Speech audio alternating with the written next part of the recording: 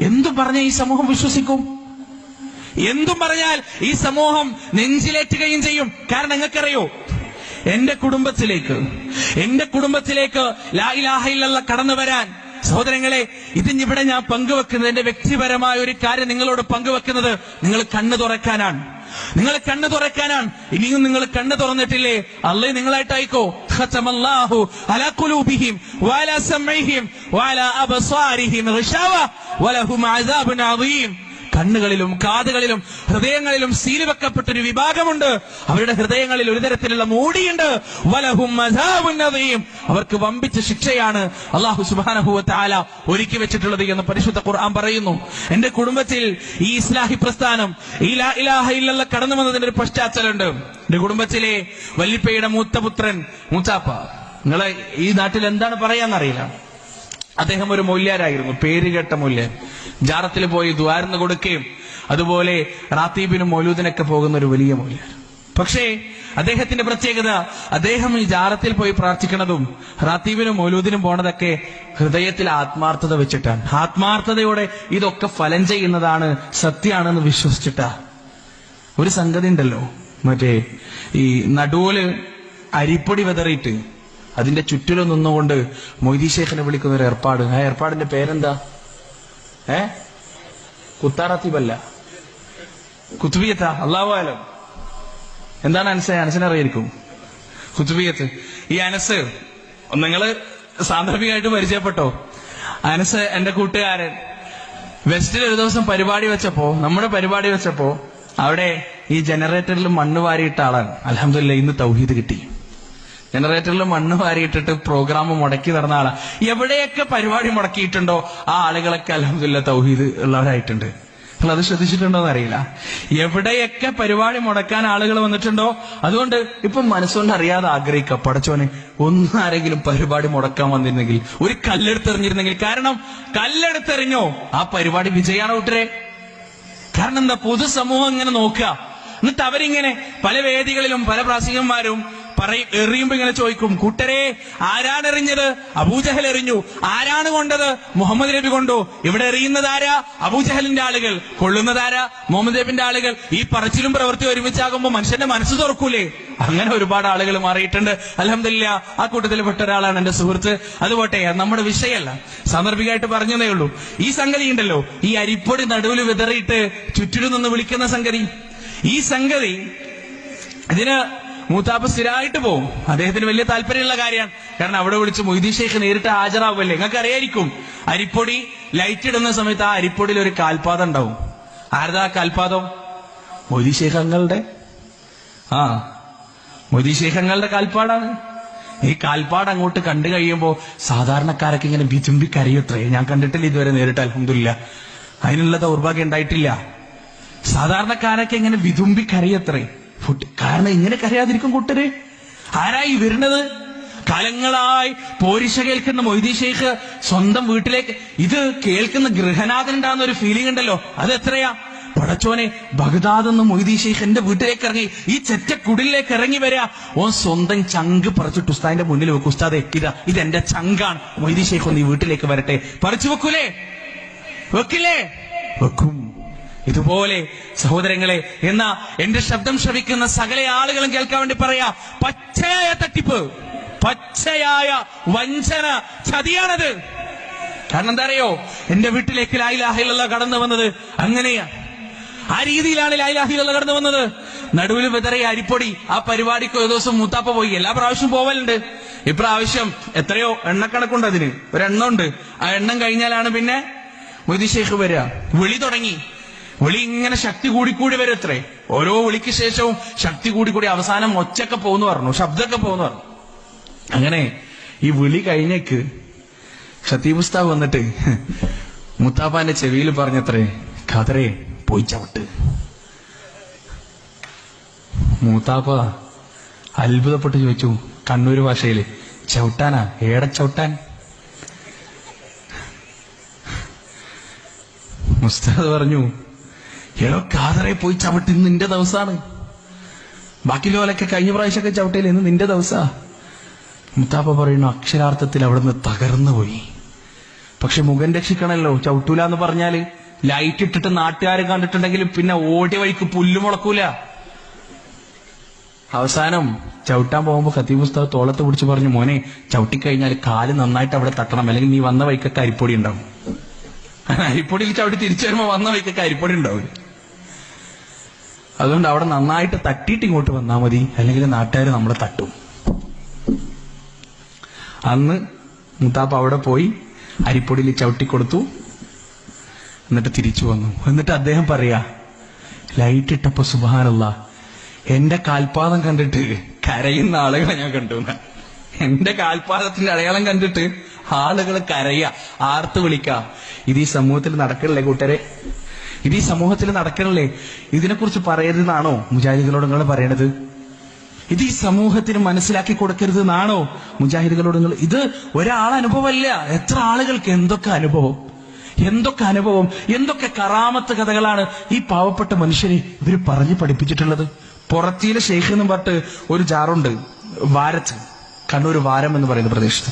അദ്ദേഹത്തിന്റെ കറാമത്ത് ബുക്കുകൾ കയ്യിൽ കിട്ടിയപ്പോ ഒന്ന് വെറുതെ എടുത്ത് വായിച്ചതാ. വായിച്ച് എന്താ ഓർമ്മ എന്നറിയോ?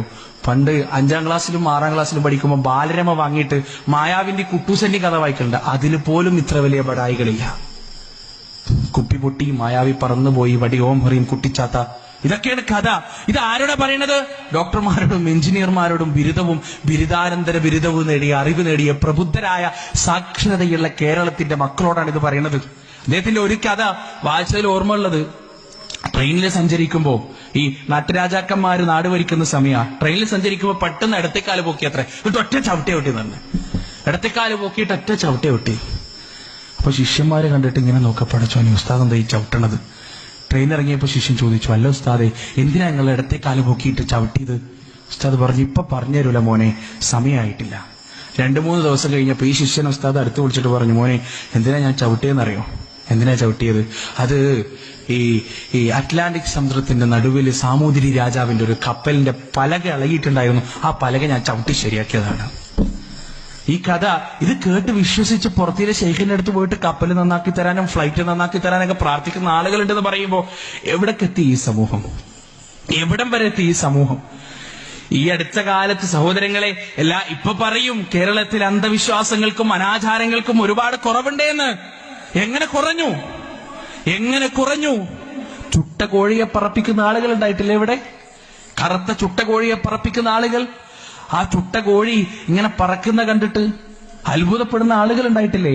ഇതിന്റെ ഇടയിൽ വാട്സപ്പിൽ ഒരു ഓഡിയോ വന്നു. ഈ ചുട്ട കോഴിയെ പറപ്പിച്ച് ഒരുപാട് ആള് നടന്നിരുന്ന ഒരു തങ്ങള് മുജാഹിദായി.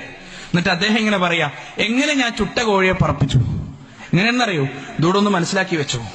ചൂഷണത്തിന്റെ ഓരോ രംഗങ്ങൾ നിങ്ങൾ മനസ്സിലാക്കി വെച്ചു. അതായത് ഈ ചുട്ട കറുത്ത കോഴിനെ മാത്രമേ പറ്റുള്ളൂ അത്രേ.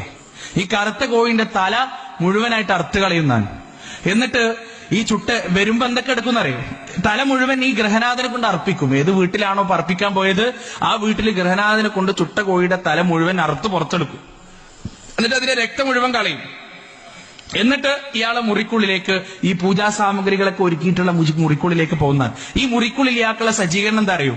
ഒരു കത്തി, തുന്നാനുള്ള സൂചി, നൂല്, പിന്നെ ഒരു തവള, ഒരു പ്രത്യേക ഇനം തവള.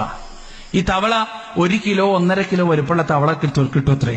ഈ തവളന്റെ പണി, തവളക്കാണ് പ്രത്യേക റോളുള്ളത്. എന്താ പറയാ റോള്? ഇതിന്റെ ഉള്ളില് പിളർന്നിട്ട് വേസ്റ്റ് മുഴുവൻ കളഞ്ഞിട്ട് ഈ തവളക്ക് ഒരു പ്രത്യേകത ഉണ്ട്. പെട്ടെന്നൊന്നും ശ്വാസം മുട്ടിച്ചാവൂല. തൊലി വഴിയാണ് അത് ശ്വസിക്കുക. പെട്ടെന്നൊന്നും അത് ചാവില്ല. ഒരുപാട് നേരം എടുത്താലേ തവള തച്ചു കൊന്നിട്ടില്ലെങ്കിൽ ചാവുള്ളൂ. എന്നിട്ട് ഇതിന്റെ കാല് കോയിന്റെ 2 ചിറകിന് തുന്നി ചേർക്കും. തവളന്റെ 2 കാല്, അടിയിലത്തെ 2 കാല് കോയിന്റെ കാലുകൾക്കും തുന്നി ചേർത്തിട്ട്, ഇത് രോമൊന്നും കളയില്ല, കോഴിയുടെ ചൊപ്പയൊന്നും കളയില്ല. എന്നിട്ട് അതുപോലെ തുന്നി ചേർക്കും. തുന്നി പിടിപ്പിച്ച് തൂവല് കളയാത്ത കോയിനെ അവിടെ അങ്ങനെ വെക്കും. എന്നിട്ട് പുറത്ത് ഹോമകുണ്ടം ഒരുക്കിയിട്ടുണ്ടാവും. തീയൊക്കെ കത്തിച്ചിട്ട് ഹോമകുണ്ടം. ഇതിലേക്ക് ഈ കോഴിനെ ചെന്നിടും. കോഴി ചത്തല്ലോ, കോഴിക്ക് പ്രശ്നമൊന്നുമില്ല. അപ്പോ ഈ കോഴി എന്ത് ചെയ്യും? ചൂടാവും. കോഴി നന്നായിട്ട് ചൂടാവും. ചൂടാവുമ്പോ ഈ ചൂട് കോഴിന്റെ അകത്തേക്ക് കടക്കാൻ തുടങ്ങും. കോഴിന്റെ അകത്ത് കടക്കുമ്പോ ഇതിന്റെ ഉള്ളിലുള്ള പാവം തവളക്ക് ചൂടെടുത്ത് അത് പെടക്കാൻ തുടങ്ങും. പെടക്കാൻ തുടങ്ങുമ്പോ അതാ കോഴിന്റെ ചിറകനങ്ങനെ കോഴി പറക്കാൻ തുടങ്ങി. ഇത് കാണുമ്പോ വീട്ടുകാരാകെ പേടിച്ചൊന്ന് പിന്നോട്ടടിച്ചൊന്ന് മുന്നോട്ടടിച്ച്, പിന്നെ ഇത് നാളെ അങ്ങാടിയിലെത്തുമ്പോ എന്താവും? എടോ ഇന്നലെ ആ തങ്ങള് വന്നിട്ട് ചുട്ട കോയിനെ പറപ്പിച്ചിടോ എന്നാവും. ഒന്നനങ്ങിയിട്ടുണ്ടാവുള്ളൂ. അത് ഇത്ര പറന്ന് കുറച്ചപ്പുറത്തെത്തുമ്പോ ഇത്ര പറന്ന്. പണ്ടൊരു രാജാവ് കറുത്ത വറ്റ് വിഴുങ്ങിയപ്പോ പറഞ്ഞെത്തിയപ്പോ രാജാവ് ആനനെ വിഴുങ്ങിയതായി. കറുത്ത വറ്റാണ് വിഴുങ്ങിയത്. പറഞ്ഞ് പരന്നപ്പോ ആടോ രാജാവ് ആനനെ വിഴുങ്ങി ഇത്രയുന്നായി. അതാണ് ഈ നാട്ടുകാരൊരു സ്വഭാവമാണ്. ചായക്കട ഉണ്ടല്ലോ, ചായക്കടയാണ് പണ്ടൊക്കെ പ്രധാനമായിട്ടുള്ള. ഇപ്പൊ ചായക്കട വാട്സപ്പിലേക്ക് ട്രാൻസ്ഫർ ചെയ്തിട്ടുണ്ട്. വാട്സപ്പിലാണ് എല്ലാ ഫിത്തിന്റെയും ഉറവിടം. വാട്സപ്പ് തുറന്നാൽ കേൾക്കാം, ഓൾ ഒളിച്ചോടിപ്പോയി, ഇവൻ ഒളിച്ചോടിപ്പോയി, അവിടെ പോയി, ഇങ്ങനെ പോയി. എന്തിനാണ് സഹോദരങ്ങൾ? എന്നിട്ട് അത് ഷെയർ ചെയ്യാം. ഇത് ഷെയർ ചെയ്യാൻ എന്തൊരു ചേതോവികാരം, എന്തൊരു ഉന്മേഷാണ്. വിട്ടേക്ക് കൂട്ടരെ, വിട്ടേക്ക്. ഈ ചെറുപ്പക്കാർക്ക് ചായക്കടയിൽ ഇരുന്ന് ഈപത്ത് പറയണ വയസ്സന്മാരുടെ പൂച്ച ഇപ്പം വാട്സപ്പിൽ ഇറങ്ങിയിട്ട് ഈപത്ത് പറഞ്ഞാൽ അതിനൊരു കുഴപ്പമില്ലേ? അത് എവിടുത്തെ ന്യായാണ്? അപ്പൊ ഇതാണ് ഈ തങ്ങന്മാരുടെ ചുട്ട കോഴിയെ പറപ്പിക്കൽ. ചൂഷണങ്ങൾ നമ്മുടെ നാട്ടിൽ നടക്കുന്നുണ്ട്. ഇതൊക്കെ കണ്ടിട്ടും കാണാതെ പോലെ നടിക്കുക ചില ആളുകൾ. എന്നിട്ട് പറയാ, എന്തിനാ നിങ്ങൾ ഈ ഭാഗികമായ വിഷയങ്ങളിൽ തർക്കിക്കുന്നത്? എന്തിനാണ് നിങ്ങൾ ഈ ഒരു സൈഡിൽ മാത്രം ഒതുക്കേണ്ട വിഷയങ്ങളിൽ തർക്കിച്ച് മുസ്ലിം സമുദായത്തെ തമ്മിലടിപ്പിക്കുന്നത്? സ്വന്തം വിശ്വാസത്തെ കളഞ്ഞുകുടിച്ച് നേടിയ അറിവും ആയുധവും ഒരു ഭാഗത്ത് പാഴാക്കി നിർത്തി പുരോഹിതന്മാരുടെ ചവറ്റുകൊട്ടയിൽ മുഖം കൊണ്ടുപോയി പൂഴ്ത്തിക്കളഞ്ഞ് കാലങ്ങളോളം അന്ധകാരം ചവക്കുന്ന ഈ സമൂഹത്തോട് നോക്കി നിൽക്കാൻ എന്തായാലും മുജാഹിദുകൾക്ക് കഴിയില്ല. മുജാഹിദുകളെ പറയേണ്ടതുണ്ട് ലാ ഇലാഹ ഇല്ലല്ലാഹ്. അവിടെയാണ് ലാ ഇലാഹ ഇല്ലല്ലാഹ് കടന്നു വരട്ടെ. ലാ ഇലാഹ ഇല്ലല്ലാഹ് കടന്നു വരട്ടെ. ഇല്ല, ഒരു ചുട്ടകോഴിയും ഇല്ല, ഒരു മരിച്ച വീട്ടിലെ ചൂഷണവും ഇല്ല, ഒന്നുമില്ല. എല്ലാറ്റിന്റെയും അധ്യായം അവിടെ അവസാനിക്കുകയാണ്. കാരണം ലാ ഇലാഹ ഇല്ലല്ലാഹ് എന്നൊരാശയം അല്ലാഹു സുബ്ഹാനഹു വ തആല ഈ ലോകത്തേക്ക് അവതരിപ്പിച്ചത് ചൂഷണങ്ങളുടെ ശീട്ടുകൊട്ടാരങ്ങളെ തകർത്ത് തരിപ്പണമാക്കാനാണ്. തകർത്ത് തരിപ്പണമാക്കിയിട്ടുണ്ട്. കഅബ ശരീഫിന്റെ അകത്തളങ്ങളിൽ പ്രതിഷ്ഠിക്കപ്പെട്ട 360 പരം വിഗ്രഹങ്ങളിലെ ഓരോ വിഗ്രഹം നിലം പതിക്കുമ്പോഴും ആ കഅബയുടെ ചുറ്റിലും കൂടി നിന്നിരുന്ന 10,000-കണക്കിന് മുവഹിദുകളുടെ നാവുകൾ മന്ത്രിച്ചത് അല്ലാഹു അക്ബർ, അല്ലാഹു അക്ബർ, അല്ലാഹു അക്ബർ എന്ന വചനമാണെങ്കിൽ എന്റെ പ്രിയപ്പെട്ട സുഹൃത്തുക്കളെ, ഇന്നും ഉയരണം ആ വചനം. കൈകളിലൂടെയല്ല, വാളിലൂടെയും മസിൽ പവറിലൂടെയുമല്ല, മറിച്ച് നമ്മുടെ നിയമകൂടം നമുക്ക് അനുവദിച്ചിട്ടുള്ള മാർഗങ്ങളുണ്ട്. കടന്നു ചെല്ലുക ഷിർക്കിന്റെ കോട്ടകൊത്തലങ്ങളിലേക്ക്. വരാനിരിക്കുന്ന കല്ലേറുകളും അപഹാസങ്ങളും പരിഹാസങ്ങളും തൃണവൽക്കരിച്ച് ഈ തൗഹീദിന്റെ പാന്താവിൽ ഉറച്ചു നിന്നാൽ മാറും ഈ ലോകം. മാറാതിരിക്കാൻ ഈ ലോകത്തിന് കഴിയില്ല. കാരണം തൗഹീദിന്റെ ശക്തി അതാണ്.